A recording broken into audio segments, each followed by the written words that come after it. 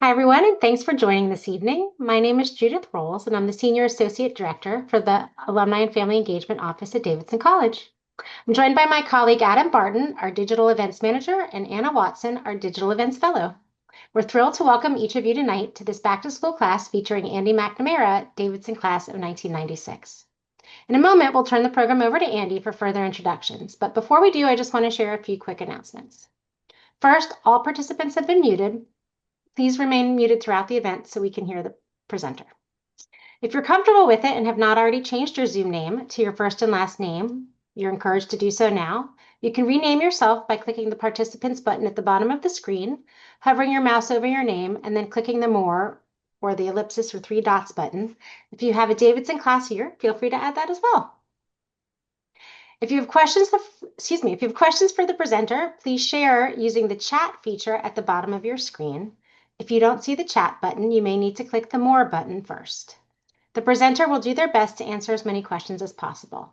There are three sections to his presentation this evening, and he will address questions after each section as well as at the end of the call. If you have any technical or other issues, please post them in the chat as well. Our staff will be watching during the call. We've enabled the live audio transcription for this call. If you would like to enable this on your end, you can click the Show Closed Caption or CC button on your screen and subtitles should appear. Please note that the captions are not always accurate, so we ask for your understanding. And now for our program. Andy McNamara, Davidson Class of 1996, is founder and president of Ace Wine and Spirits, LLC, a full-service beverage alcohol importer and distributor focusing on family-owned producers and customers. He, along with his partners, have created two fine wine brands, Cage and Ghost Somm. Andy is also on the blending team for Hemingway Rum Company / Papas Pilar. Andy was a member of the Sommelier, I can never say this word, apologies, Sommelier team at the Breakers in Palm Beach, Florida. While at the Breakers, Andy passed the Master Sommelier Diploma examination in March of 2007, where he became the 10th person to win the Krug Cup, awarded to the individual who passes the Master Sommelier exam on the first attempt with the highest score. There are now just 14 other individuals who hold that accolade since the court was founded in 1969. He was named one of the best new sommeliers of 2008 by Wine and Spirits and has been a featured presenter at numerous wine festivals around the world. Andy served as chairman of the board of directors for the Court of Master Sommeliers of America from 2015 to 2017. He previously served as chair of the education committee for the court as well as vice chair of the board of directors for Guild Somm. Andy McNamara got his start in the wine business at Arthur's Wine Shop in Charlotte, North Carolina. He holds a Bachelor's of Science in Mathematics from Davidson College. And now I invite you to grab your glass as we turn our attention to Andy and wine. Thank you so much, Judith. The way that I always say it is if you ever forget how to pronounce sommelier, it's sommelier, there's wine here. So just kind of remember that. But yeah, it's really an honor and a great pleasure to be presenting this evening. This is something that I've taught thousands and thousands of people over the last, gosh, my anniversary for passing my exam was just the other day. That was 19 years ago. So done this quite a bit. I'm going to try to make this as interactive as possible. If you have a glass of wine, great. If you don't, not a big deal. Still going to go through a good bit of kind of the art and science of what I go through when I'm assessing a wine and how that can help you really enhance your drinking and enhance what you're sensing. In the description, it talks a good bit about how that we don't ever really take classes on how to use our eyes, our nose, and our palate to assess what we're eating and drinking. And it's the truth. And it's when you start really paying attention to it and you start looking at it in the same way that we might any other subject, it becomes something that's perhaps a bit different. Wine is one of the most complex things that we eat or drink that we have. There's coffee that is a very distant second to it. We have tea. We have some other things, but really wine is just this amazingly complex thing. I was telling Judith before the call that I made the comment that I said being in the wine business is the ultimate use of a liberal arts degree because you use everything from religion to science to mathematics, physics, chemistry, biology, history, geography, all kinds of different things go into really learning about wine. So yeah, so as I said, this is really a great honor and a great pleasure to be able to teach you this evening. If you do have questions, please use the chat, and I'll try my very best to answer them. If you do have things that are a bit more personal, or you have more specific questions, Judith is going to share my email address that you're more than welcome to contact me after this, and I'll try my very best over the course of the next few days to get back in touch with you. So please feel free. But with that, we start everything that we do with the cheers. So cheers to everybody. Thanks for being here. So, how to taste wine like a master sommelier. Most of the time when I'm tasting wine is not sitting here and really looking at it from an enjoyment standpoint. And it's kind of foreign because I look at it from a business side of things, and I look at it from what's actually going on in the glass. I don't care what the label says. I don't really pay attention to those kinds of things. I pay attention to what's actually in the glass.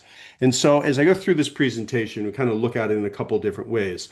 Number one, drinking wine is subjective, but when we start assessing wine and we start really diving into it, it becomes objective because we're not really worrying about, and you're not going to see any words in here that use the word good or nice or pretty or anything like that. They're all very, very objective terms. And they're very specific terms. So just keep that in mind. I'm going to talk about this in two different ways. Is one, usually I teach this to beverage professionals or hospitality professionals that are in the industry, but I do teach this a good bit to consumers as well. And so I'll kind of put a spin on it as we get towards the end between how I would finish this with sommeliers and how I would finish it with the general consumers. So when we're analyzing these wines, and we're really doing it is we're comparing it to all the other wines that we've ever tasted, and all the wines that actually exist, which seems like a very far-reaching concept, and it is. But in order to really identify some of the components of a wine, you have to understand where it fits in relation to not just the wines that you've had, but the wines that exist out there in the world. I've been very fortunate through my years to taste tens of thousands of wines, and most of the time, as I said, they're not drinking. It's taking it, it's assessing it, it's spitting it out, and not drinking it. Tonight, I'm enjoying my glass of wine, and hopefully y'all are as well.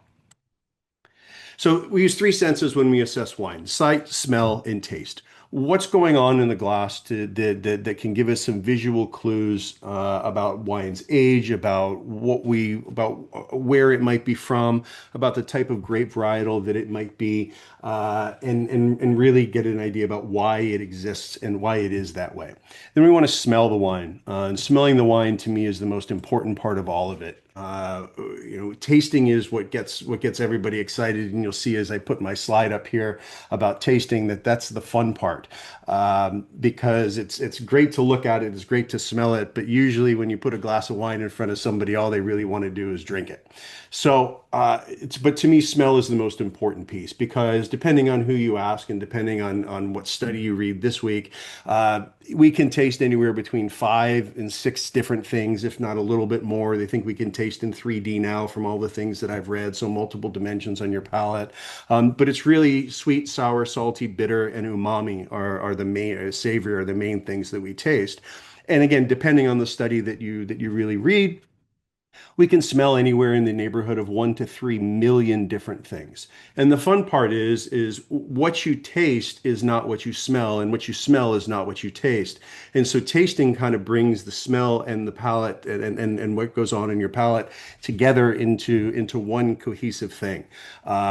We look at things that are sweet, and you look at sugar, and you smell really raw sugar, and it doesn't really smell. You smell salt, it doesn't really smell. And all of these things that we smell, we can't really taste either. So there's kind of this dichotomy that we need to use both of those senses in order to really understand what's going on in a glass. And we'll get into that as I dive in through the evening. So, first thing I should have mentioned in the beginning is please enjoy your glass of wine as we go. This can be a little bit I won't say daunting, but it can be a bit dry at times. So please enjoy your glass of wine, and I'll go through and talk about the things that I'm looking at in my glass of wine. So the first step is sight. And this is perhaps the least important aspect of tasting wine.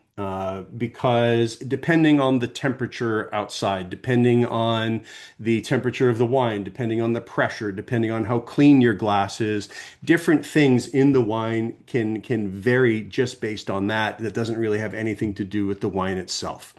So the first thing that I look at when I look at a glass of wine, I take my glass and I tilt it to the side about 45 degrees, usually on a white background. Tonight I've got a lovely paper towel. But I put it to the side, generally something white, and I'm looking both at the center and the outside. Clarity is just simply, is there stuff floating in the wine? Is it clear? Is it bright? Is it something that I can somewhat see through or read through, or perhaps it's opaque, but it just looks bright. We've all seen something that's very dull and something that's very bright. That's really what I want there. Next things are color. Color is important, and I'm using a glass of red wine this evening because it shows up better on camera versus white. Sometimes white can be that doesn't generally work quite as well, so I generally use red. Tonight I have a Napa Valley Cabernet Sauvignon in my glass, just for your reference.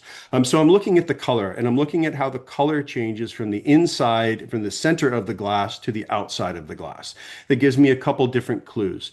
One, grapes like Cabernet Sauvignon, Merlot, and the like tend to be what we call thick skin grapes. They are grapes that have a high density of color pigmentation that exist in the skins. And the skins there are much thicker than things like Pinot Noir or Nebbiolo from Italy or Sangiovese that tend to be more on the thinner skin side of things. And there you'll get you won't have quite the intensity of color that you get out of something like a Cabernet Sauvignon. So concentration is incredibly important because if it's very, very dark, it's almost opaque and you can't really read through it. If normally what I like to use to assess concentration is I'll take a watch or I'll take my wedding ring and I'll put my wine glass up to it. And if I can see my wedding ring or my watch or tell the time, to me that's a lower concentration red wine. And if I can't see through it, that's a higher concentration red wine. So when you get a wine in your glass that's very dark, that generally means that you're talking about something like those thicker skin grapes, Cabernet Sauvignon, Merlot, Shiraz, Syrah, that type of thing. On the white side, when the wine's a bit darker, it's generally something like Chardonnay, another grape called Viognier from France that can also have a lot of intensity of color on the white wine things. Again, versus something like Pinot Noir that's going to be very light, something like Sauvignon Blanc on the white side that's generally going to be very light. Color for me is interesting because these darker, thicker skinned wines tend to have a lot more really dark reds, dark garnets. And mind you, I'm talking about color as a colorblind individual. So take that with a grain of salt. But still. So generally these thicker skin grapes have more intensity of color, tend more towards the black side of things, the opaque side of things, whereas the thinner skin grapes tend to have more of the ruby red and the garnet type of color. As wines tend to age, they tend to get a little bit of orange brown on the rim. That's just oxidation that goes on in the wine. It's very, very, very natural and doesn't really mean much. It just means that the wine's got some age to it and the components of it will be a bit different. On the white side, wines that are generally lighter in color will also tend to go towards more of a darker golden and eventually towards brown. Just as all wine, just like a bruised apple, will start to degrade on the countertop, or you bite into an apple and you leave it there, it will start to turn color. That's just the oxidation of the apple. And the same thing happens with wine. So yeah, so those are the things with the sight, with the color and the concentration. Rim variation is something that I look at, and that's really just the difference between what goes on in the center part of the glass, which is that dark, the intensity, real dark intensity, and then on the outside of the glass, Again, we're looking to see if there's any browning or any oranging, anything like that that will tell you that the wine perhaps has a little bit of age, maybe have been aged in an oak barrel, allowing it to have a little bit more oxidation in there as well, or just again, more time in the bottle. On the white side, we don't generally see rim variation. It tends to be fairly clear. If you do look at it and you see a rim on the outside that just is perfectly crystal clear, that's just the glycerol, one of the alcohols that exist in wine, and that generally sits on the edge and forms that meniscus there. Generally not on red wines, but on white wines, I'm looking for presence of gas.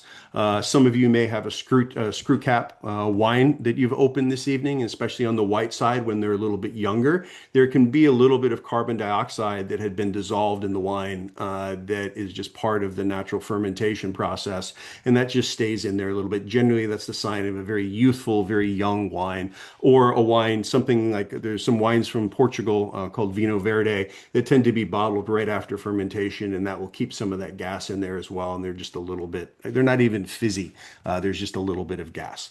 And then tiering. Tiering is what everybody likes to talk about. And I will tell you that from my standpoint, and for me, when I'm assessing a wine, it's absolutely the least important part of any of this.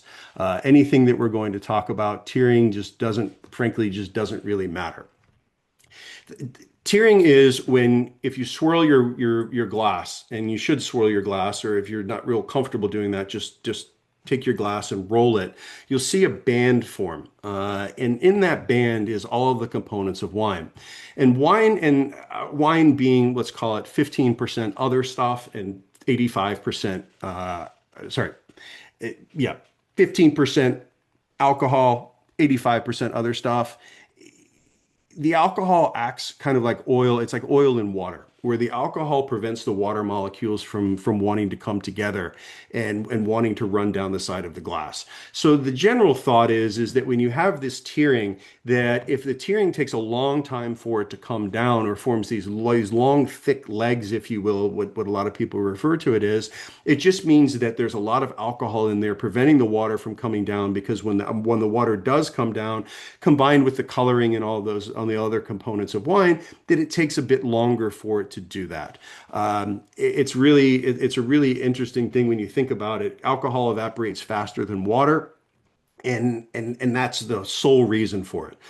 It is highly influenced by the temperature of the wine, the temperature of the glass, the cleanliness of the glass, if there are dust particles in it, the shape of the glass, the pressure outside can have a huge impact on how fast those legs come down and how fast those water molecules are able to come together and go back into your glass. So it's highly dependent on that. It's nice to talk about because people can see it and you can assess it, and it's not particularly complicated. But again, at the end of the day, it doesn't really mean very much. If you have a wine that has residual sugar in it as well, that too, just because of that viscosity, because of that resistance to flowing, it is going to cause even thicker tearing there as well. So it doesn't necessarily mean that it's higher alcohol. Could be higher alcohol, could be more sugar, could be more concentration, more particles in the wine, more components in the wine that are preventing it from coming down the side of the glass. So that's kind of where that sits. As I mentioned, as wines age, they become darker and deeper golder. As red wines age, they become lighter with more orange and brown coloring. Before we get to that, I'm going to stop and talk about sight and see if anyone has questions for me at this point.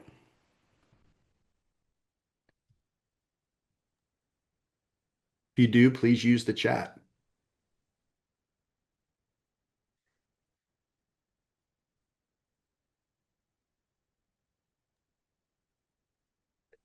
If they're like me, Andy, they're probably just taking in all the great information you just shared. You're very that the site is the site's not the fun part. This is where we get to the really fun part is when we start smelling it.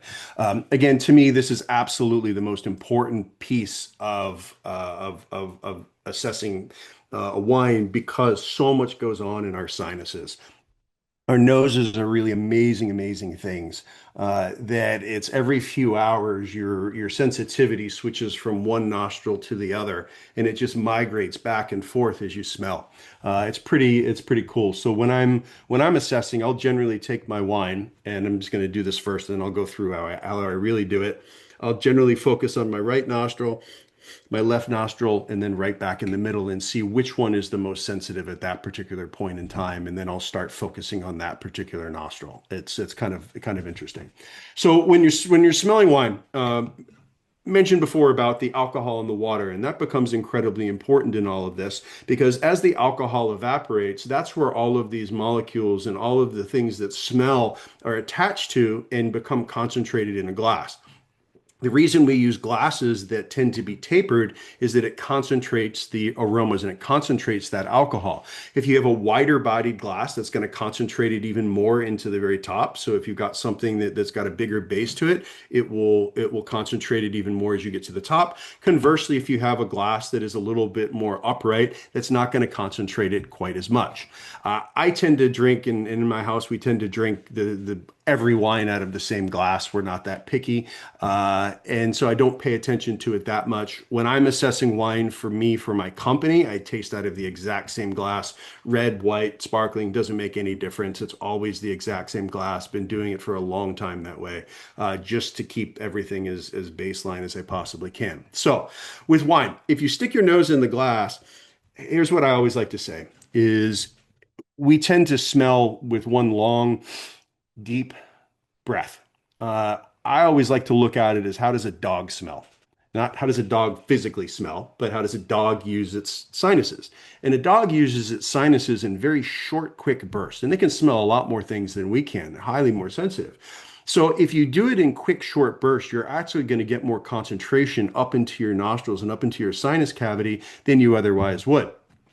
Now, if you stick your nose in the glass and it doesn't smell anything, first give it a little bit of a swirl because that will allow that alcohol to evaporate just a little bit faster and concentrate a lot of those aromas in the top of the glass. But secondly, if you want even more, just put your hand on top of the glass and give it a swirl just like this. And that alcohol has nowhere to go. And so it stays in the glass and it becomes even more powerful and even more concentrated. So that's a really great just a great thing. So just a great little tip is if you're having trouble with the smell, just know that you can put your hand on top of the glass and that's it. First thing I'm looking for is it clean? There are some faults that exist in wine, and sometimes they're tolerable, sometimes they're not, and I'm looking for those faults. Every now and then we see something like Brettanomyces. We see what's known as corktate, 2,4,6 trichloroanisole, a compound that naturally exists in things like wood and cardboard and also in oak barrels and in corks. And generally it gets activated by bleach. So it happens when things generally are a little bit too clean. But when I put my nose in the glass, I'm really looking at what's the intensity of the aroma? How powerful is it? This wine that I'm drinking, this Napa Valley Cabernet Sauvignon, is very powerful, and I can smell that there's a lot of stuff going on in this particular wine. Whereas something like Pinot Noir might be very floral and might be a little bit more delicate and a little bit more difficult to assess. And so I'm looking at how intense is this wine, and to me, this wine's very intense. Things like Sauvignon Blanc on the white side will generally be very intense. Things like Chardonnay, except when they have a lot of oak on them, tend to not be quite as intense on the nose. They're powerful on the palate, but not quite as intense on the nose. And so it's important to know that. Other thing I'm doing, the first thing I look at when I stick my nose in the glass is what's the biggest thing that's popping out? Is it fruit? Is it oak? And we'll talk about that in a second. Is it oak? Is it a spice or an herb or something else out there that might be not necessarily a clue, but might help me understand what's going to be the most important part of this particular wine? Fruit is kind of the easy thing. It's difficult to necessarily assess, but it's the thing that we're all used to. We've eaten apples, or most of us have. We've eaten strawberries, blackberries, blueberries. These are all things that we've eaten and smelled, and they're things that are readily identifiable. Identifying it in a glass of wine is very difficult. When I was really studying, I would go to the grocery store at least once a week, and I'd go to the fruit and vegetable aisle. And I'm lucky I didn't get kicked out, but I would pick up and smell every single kind of fruit and every single kind of vegetable that there was. And then every day when I got to work, I would smell the spice rack and I would smell everything. So I Yeah, so it's constantly smelling and constantly using your nose and trying to identify what's what. It's very easy to take a strawberry and a glass of Pinot Noir, smell the strawberry, taste the strawberry, smell the Pinot Noir. Then it's okay. There starts to be an association there, and that's one of the really big keys in being able to start picking up those fruits and non-fruit elements in there. So yeah. Fruit qualities are also important because fruit quality is the what is it ripe? Is it less ripe? Are we talking about if we're talking about an apple, is it a Granny Smith apple or is it a Honeycrisp apple? Is it where in that spectrum does it fall? Is it something that's perhaps a bit more bruised or is it something that is, that's very tart? And that's all important, and that all varies, and that all gets in the wine based on the climate and also the grape varietal. Wines that are produced in cooler climates tend to have they tend to be on the less ripe side of things, and wines that are produced in warmer climates tend to have more ripe fruit and tend to be more intensity, have more intensity on the fruit side of things. So that's also very important when we're looking at it. If I get a wine from an area that's traditionally very cool and I get a lot of intense ripe fruit, I start to scratch my head and start trying to ask, how did this get into this glass of wine? Because I don't understand. It's pretty crazy. So, yeah. Other thing, has the wine been aged in a wooden barrel? Uh, barrels are essential and are a traditional part of winemaking. But it's also a little bit nuanced because when we make the barrel, we're not just taking wood and assembling it into the form of a barrel. Generally, we're going into an oak forest. We're harvesting oak trees. We're cutting them into staves, either with saws or by hand, which will provide a very different flavor profile to the finished barrel. We take that barrel, we put it together, and then most times you give it a really good char. And part of the reason why we use oak is that there's a high quantity of vanillin in the sap of oak. And when you put it over an open fire, it chars it and it creates things like cinnamon and nutmeg and a little bit of mocha, sometimes cocoa, depending on exactly what it is, exactly where the wine's from, or exactly where the barrel's from, exactly how long you leave it over the fire. All of those things, because I like to tell people it's been aged in oak. How do you know it's been aged in oak? And you can't tell me it's been aged in oak because how many of you have ever gone up to an oak tree and hugged it and smelled it? It smells like an oak tree, but that's not what a wine barrel smells like, and that's not what it imparts into the finished wine. So those are important things. I always say these are things that sommeliers do that other people don't, and we do them so you don't have to. Yeah. We're then looking for earth and mineral things like mushrooms, dirt, turned earth. Think about when you're a kid and you're running through the woods and you fall down and there's a wet pile of leaves or it's just something rotting, dead flowers, all of that kind of stuff. That all exists in a glass of wine, and being able to identify it is as important because it will tell you it does help tell you where the wine's from, and it also helps tell you, is this going to be a more earth and non-fruit dominant wine, or is it going to be a more fruit dominant wine? In general, wines from warmer climates, wines from North America, South America, Australia, New Zealand, South Africa, some parts of Europe tend to be on the bit warmer side of things, and so you get more fruit and you get more of that. Whereas other things, a lot of France, a lot of Spain, a lot of Italy, Germany, and the like, tend to be more of the earth mineral other type driven characteristics in a glass of wine. And those are things that I'm always looking for. And then looking for flowers, spices, and herbs. Flowers, you've got flower shop. You buy irises, you buy violets, but then you also have fruit spices. You've got some really really cool things out there, things like orange blossoms and honeysuckle and the like. And then herbs. There are some grapes that are naturally herbaceous.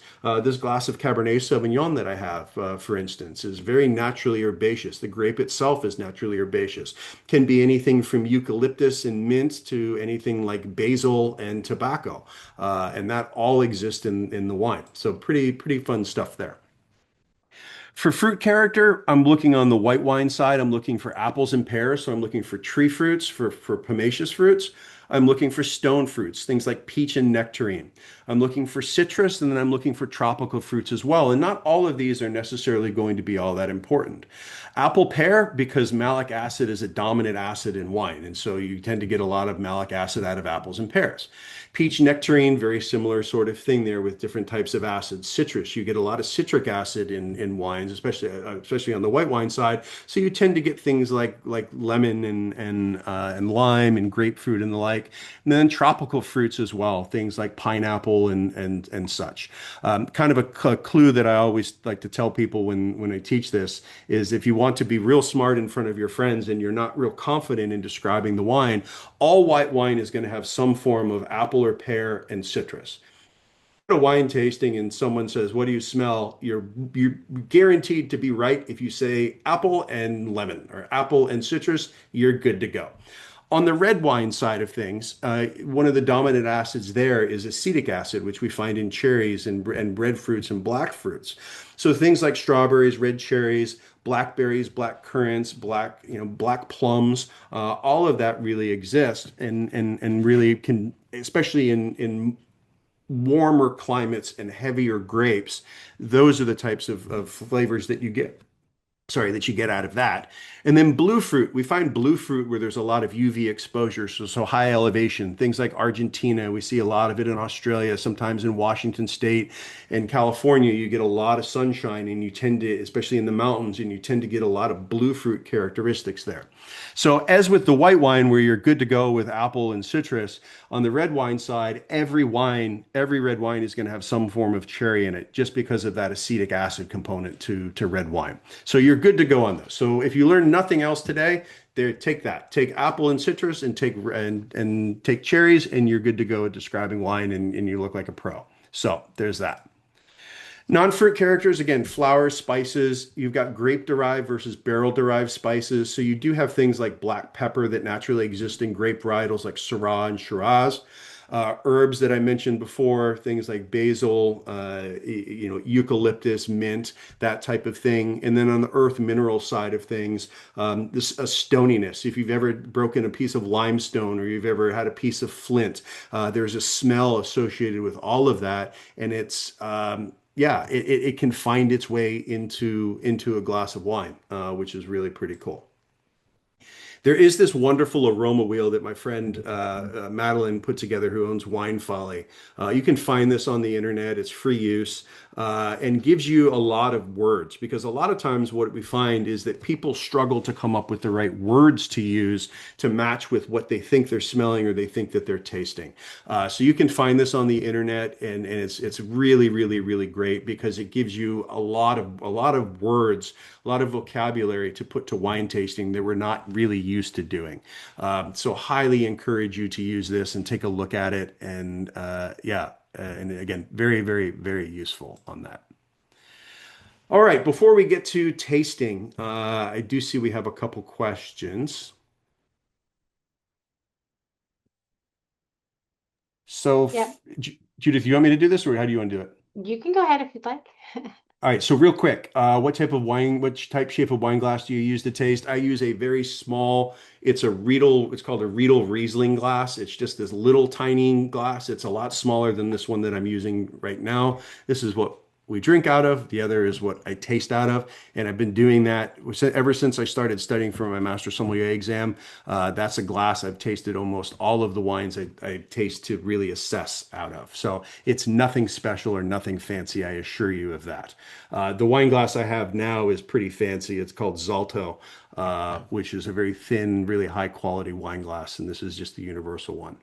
All right. What are the wine elements in red wines that lead to more of a bitter, burning sensation as the wine passes over the tongue before you swallow? What reds typically have less of a sensation? So you do get bitterness, and we're going to talk about that when we get through the taste. So I'm going to hold off on answering that question because we get bitter in white wines, and we do see it in some red wines as well. And a lot of it is grape specific. So we'll talk about that. Last one, and then we'll move on. My wife seems to be better than I am at identifying aromas in wine and other things, and I've wondered if women are more sensitive to smell in general. The thought is yes. I will tell you, I didn't mention this. I'm very fortunate. I'm also married to a master sommelier, and I always say she's far better at this than I am. So y'all got the B team tonight, but hey, here we are. So that's it. Uh, no, should be. I don't know. She tends to be very sensitive to things that I'm not necessarily sensitive to. Uh, but I don't know. We have different taste in wine sometimes, so I'll just leave it at that. But no, she's really good at it. Any other questions before we move on to taste?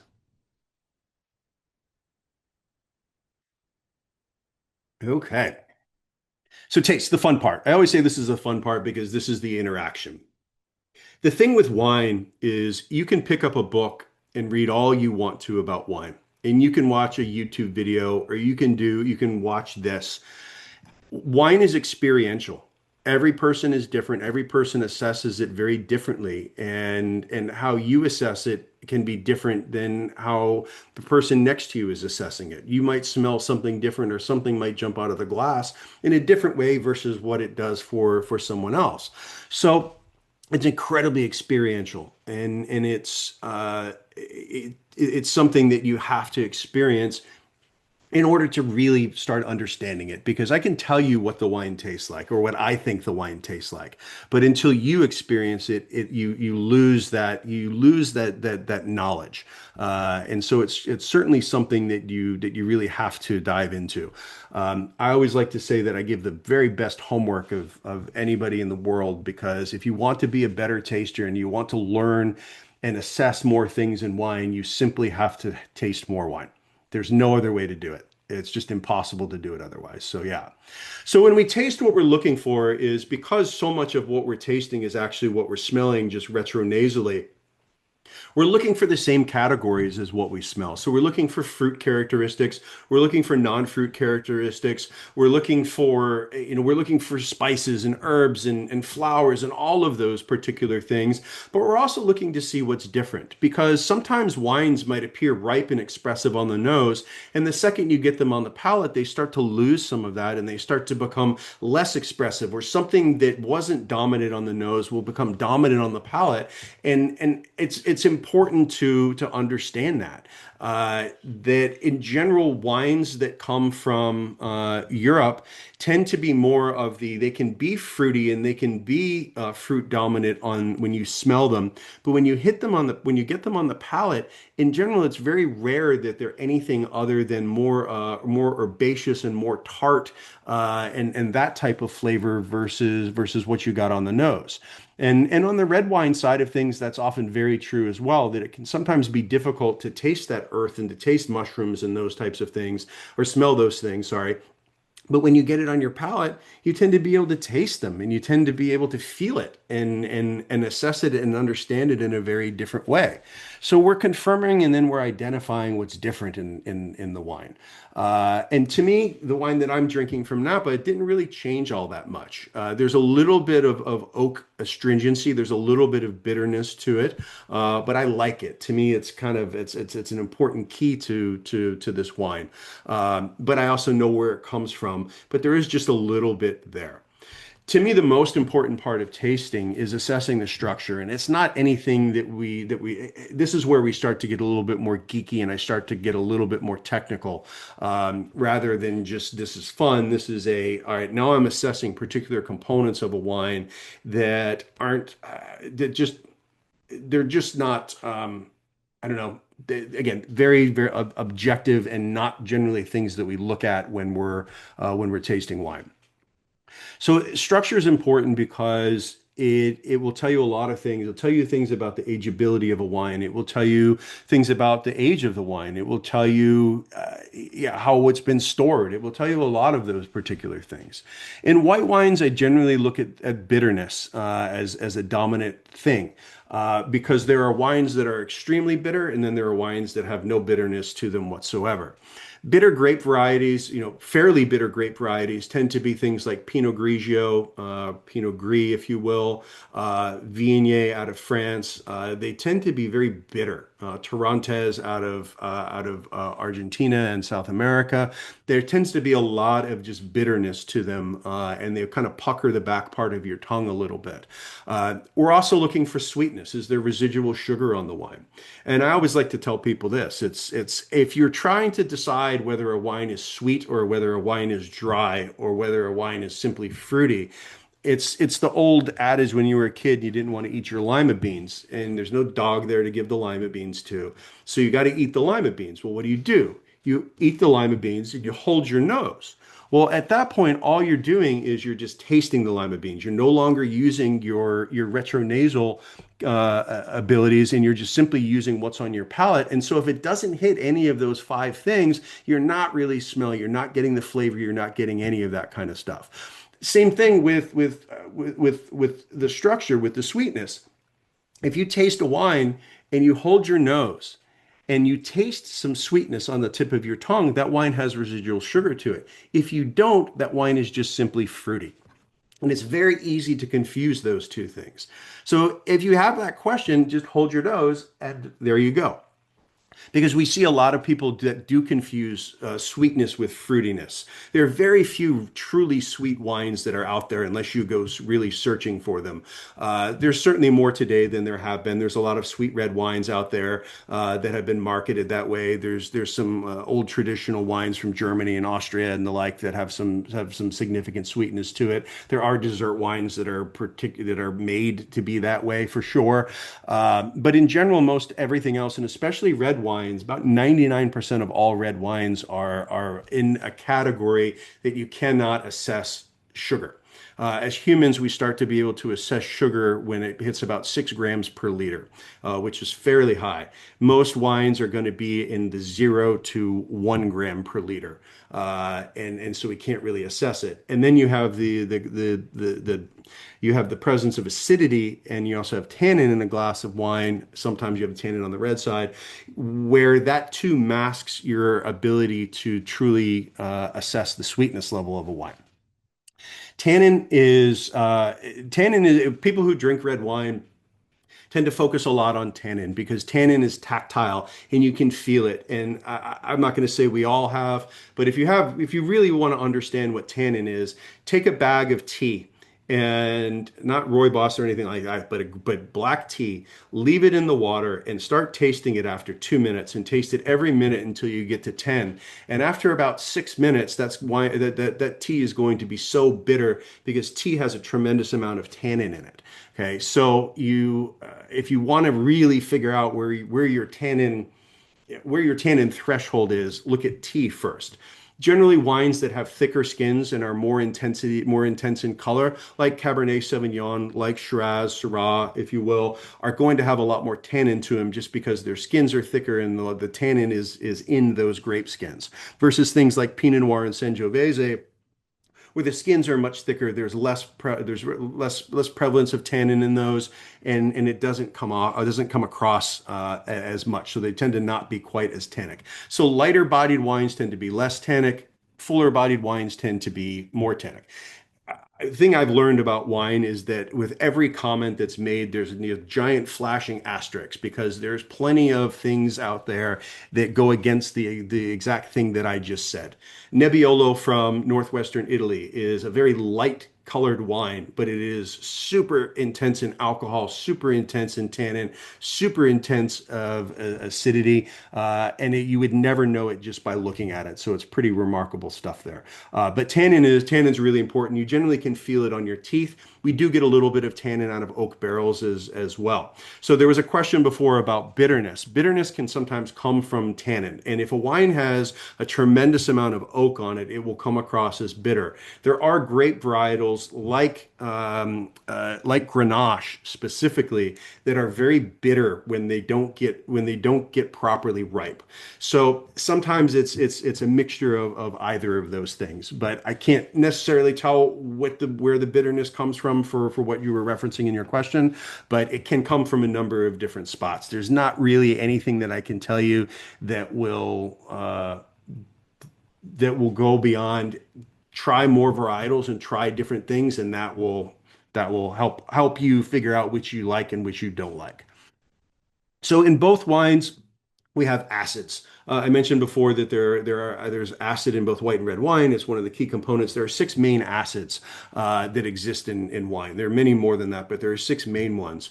And acidity helps create balance in a wine because tannin is very bitter. And we talked about the tea part of it. Well, traditionally in English tea culture, when you're making tea, you generally squeeze a lemon in it. Well, the lemon provides that acidity. The acidity helps make your mouth water. Your mouth wants to go back to neutral pH, and anything that makes it go in either direction, either basic or acidic, that makes your mouth water, and that helps coat your palate and helps prevent the tannin from attacking too much, and helps it being not quite so tannic.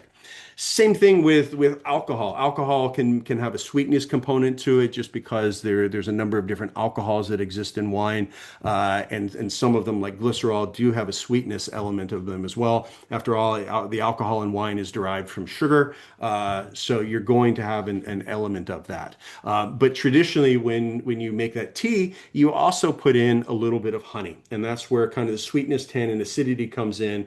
Why you can't necessarily taste sweetness in wine all that often, because the acid helps your mouth water, the tannin dries it out, and both of those things really create a barrier for the sweetness, so it becomes this instance where you can't really assess it. Things like champagne that have a tremendous amount of acidity in them also have a good bit of sugar in them, but you don't know it and you can't sense it because the combination of acidity and sweetness is such that as the acid goes up, the amount of sugar that's needed in the wine in order to be able to detect it goes up as well. Alcohol is just simply that. Grapes that are grown in warmer climates tend to have higher levels of alcohol. Grapes that are grown in cooler climates tend to have lower levels of alcohol, just kind of the ripeness scale and just thinking about the amount of sugar that exists in grapes. I also look at length. How long does it sit on my palate? How long do I taste all of the different components? And then what happens as it change as it sits on my palate? Does it become bitter? Does it become less bitter? Which of the structural components becomes most important? Is it difficult to talk, which is generally a sign of very high levels of acidity? And yeah, it's just trying to assess all of those things. And then lastly, complexity. How much stuff am I really talking about? And how much stuff did I really get in a glass of wine? And it can be very complex, medium complex, low complexity. It can be all manner of those different things. And we do measure all of these in that scale of low, medium, and high. High alcohol to me is anything over 14%, medium alcohol between 13 and 14, and low alcohol anything, or it's not really low, but medium minus alcohol, we'll call it, is anything below 12%.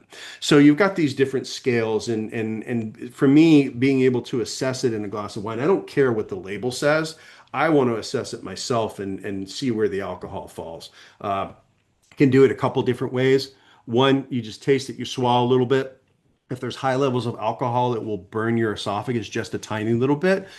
Wearing glasses, that's also I've learned over the years that if I blow out with my nose a little bit, it'll cause the alcohol to volatilize, and then it starts burning my eyes. And how much it burns my eyes tells me how much alcohol is in the wine. It's kind of an interesting thing. So just kind of burns all that fun stuff. So there's all that. All right. So I'm going to do the conclusion, then we're going to come to some final questions here. So when I teach this to sommeliers, they're given a glass of wine and they have no idea what it is. They have no clue what it is, other than it's generally just white wine or red wine. And it's up to them to use all of these clues to then determine what country the wine's from, what region, what sub-region, what quality level it is, the varietal of the wine, and then the vintage or varietal or blend. And they have to do that. And that's what the tasting portion of the Master Sommelier exam is taking all of those steps. You've got 4 minutes and 10 seconds for wine. You've got six wines, and you have to go through all of those steps and then finally come to these particular things. And you've got to be, we'll just say you've got to be right.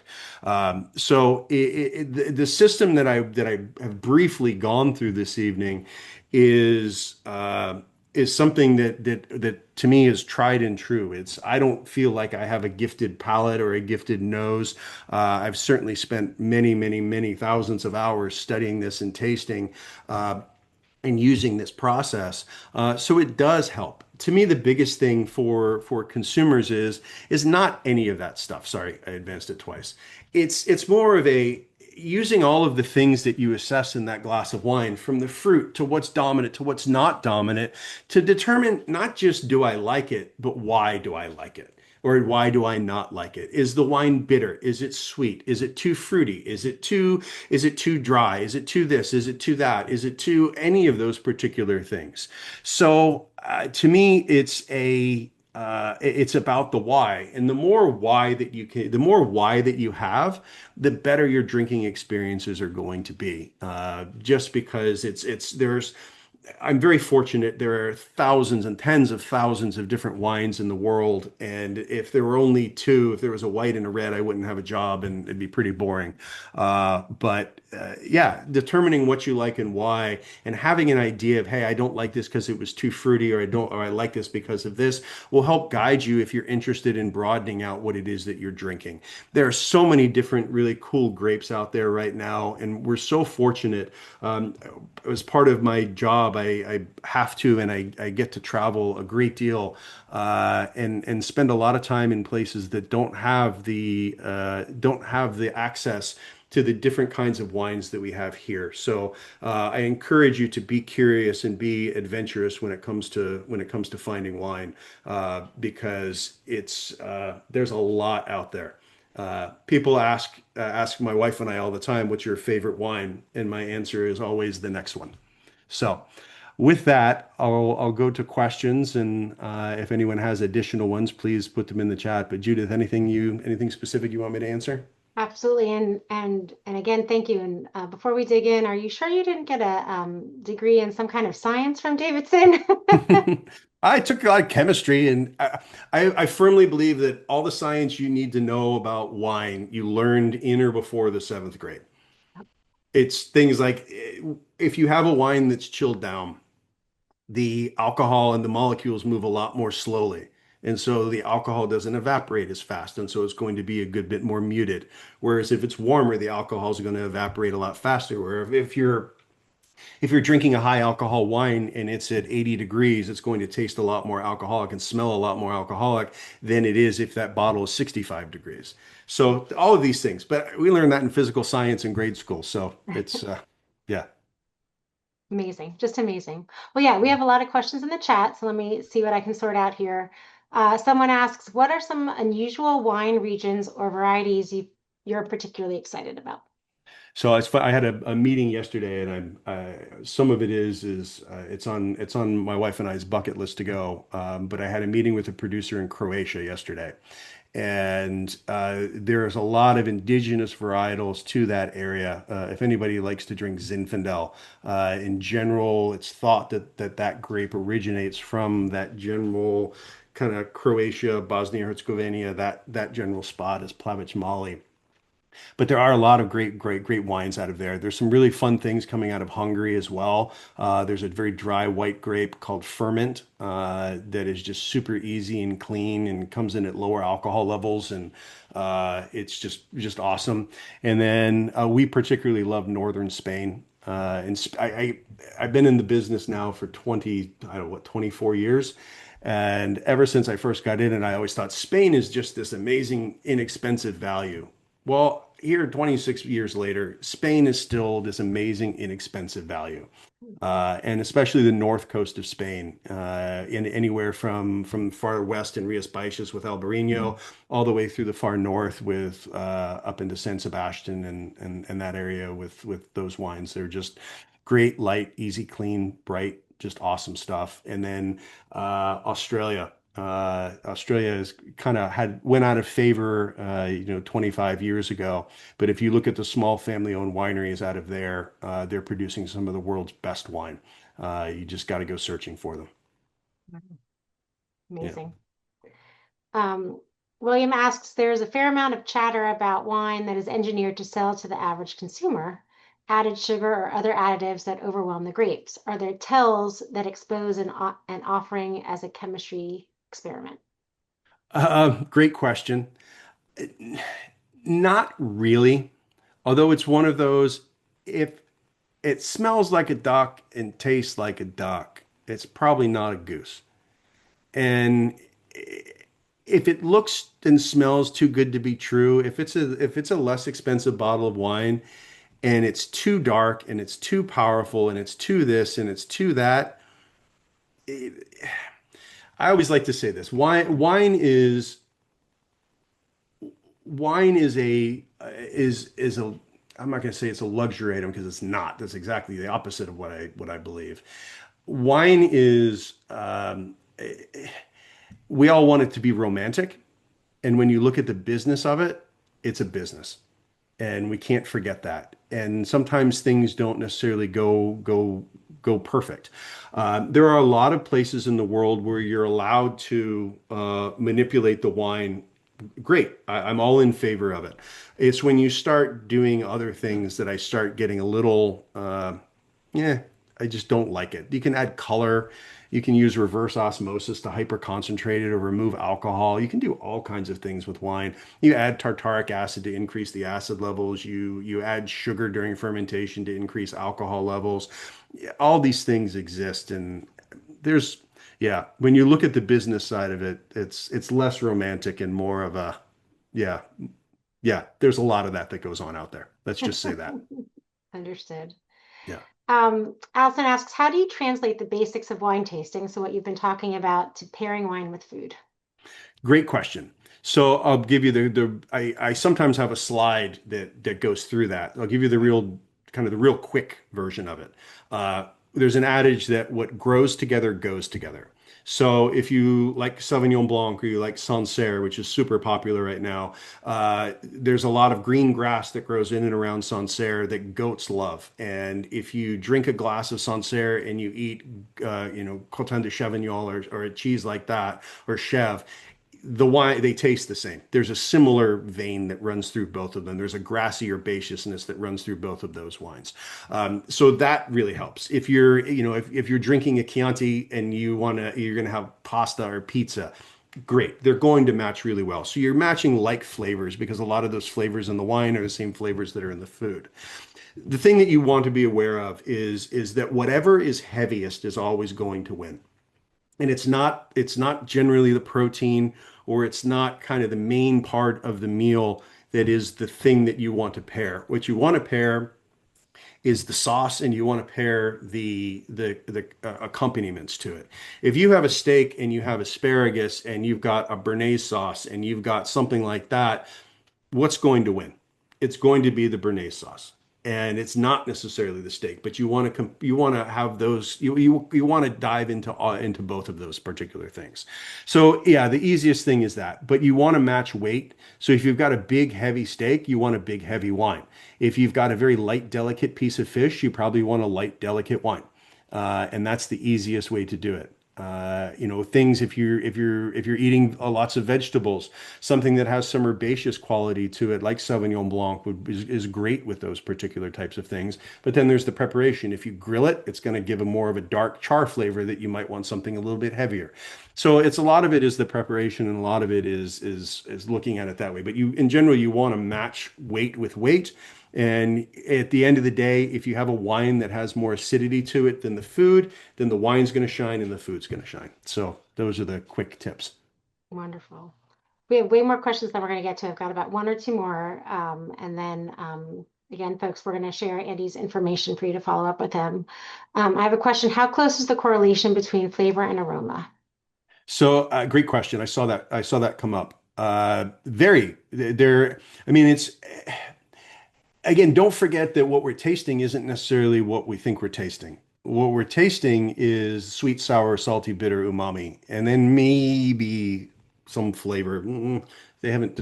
I haven't read a study that I've liked that has really confirmed that or not that you can actually taste stuff.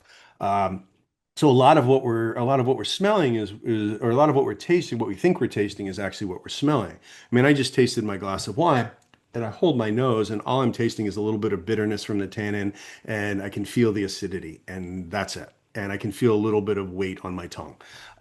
So that's kind of the key there. But again, it can change from what you smell versus what you taste. And things that are necessarily bright and ripe on the nose are not necessarily that way on your palate. And they can change, and that's really one of the fun things. And honestly, it can change over the course of the bottle of wine being consumed.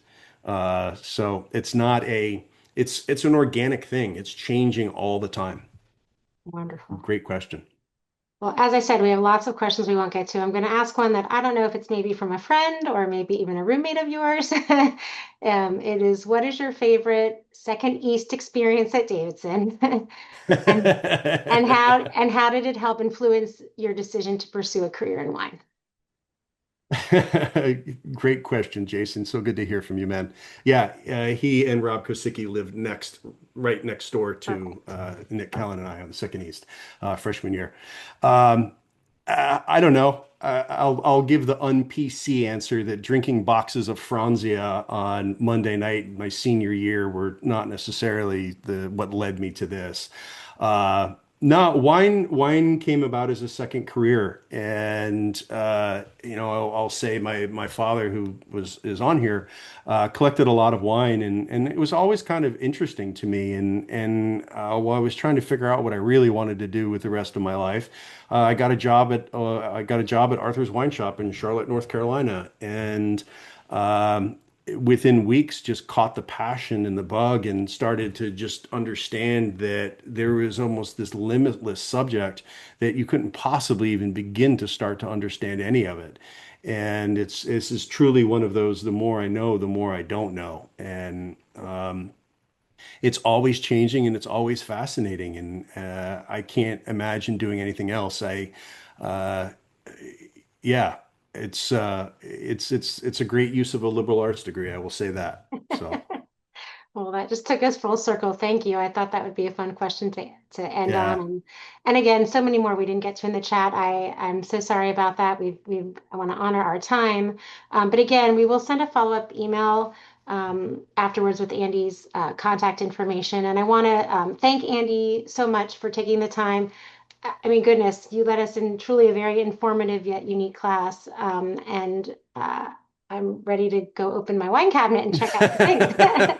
Um, as we said, a follow-up email is going to come out with Andy's contact information. We'll have a short survey. This program this evening was recorded, and it will be available on our website probably by next week. And so you're welcome to review this as often as you'd like, and or of course share the link with friends. We're happy to have as many folks enjoy Andy's information as is possible. And with that, again, I want to say thanks to Andy and thanks to everyone for joining us this evening. And we hope you enjoy the rest of your night. thanks so much, everybody. Thanks, It's been an everyone. honor. Really appreciate it.